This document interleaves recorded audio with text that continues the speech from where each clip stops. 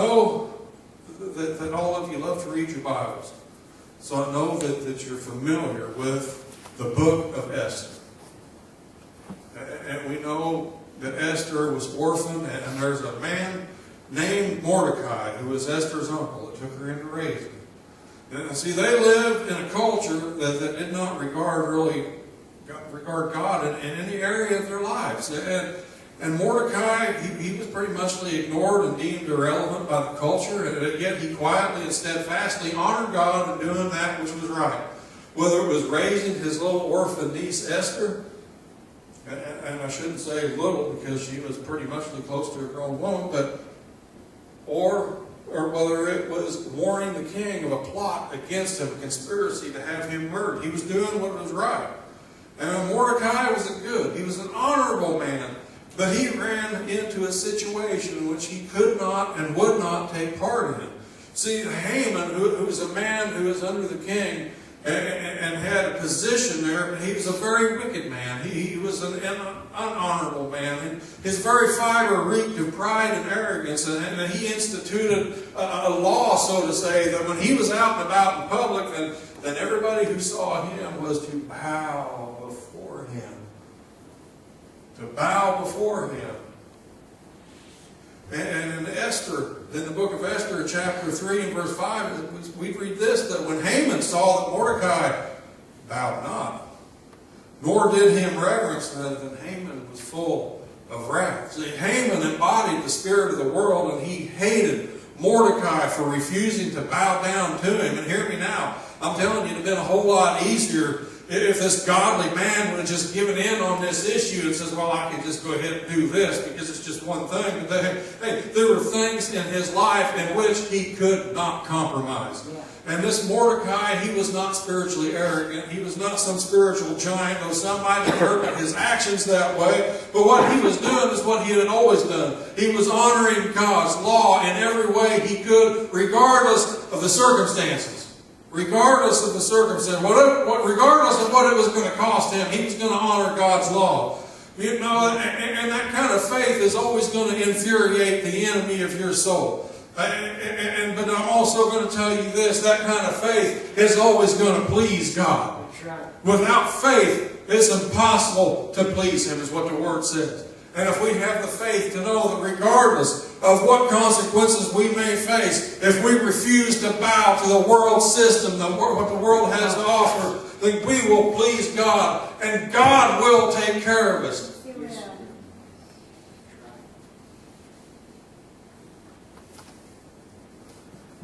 In his commentary on the book of Esther, Matthew Henry said of Mordecai, he said this, he was adhering to his principles with a bold and daring resolution. A bold and daring resolution. And a bold and daring resolution is an oddity in our Christian culture today. I'm telling you, it's an oddity. But it's not so uncommon in the culture of the world that if you notice now, bold and daring in the world, it seems to be the norm.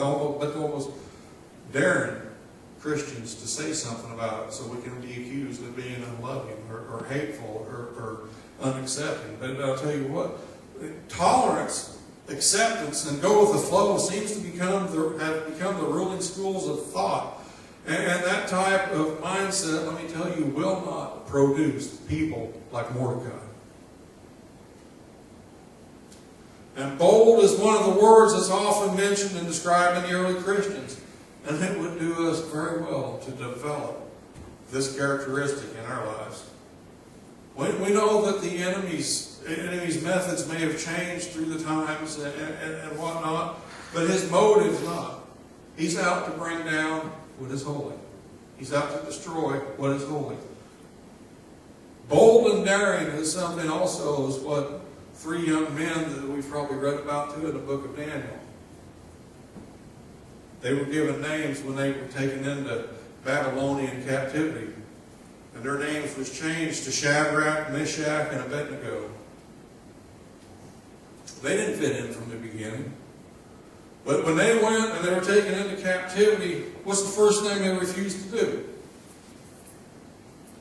Can anybody spit that out just off the top of your head? What did they refuse to do when they were taken into captivity? That's right. They were not going to eat the king's meat. And they said, oh, you guys are going to be sick. They said, no, you bring us what we've always ate before, and you look at us a little bit later on. And their countenance did not change. Matter of fact, they probably looked better than a lot of the other people who was eating all this stuff that was the king's meat. They refused to break the law of God. They kept to their dietary law. Would it have been easy to say, okay, we're in captivity, I'm not even at home, what's it going to matter? I ain't got no choice in this matter. But they took it upon themselves to say, I do have a choice. And I'm not going to bend. And I imagine that they were probably labeled just a little bit radical. They'd taken this God thing a little bit too far.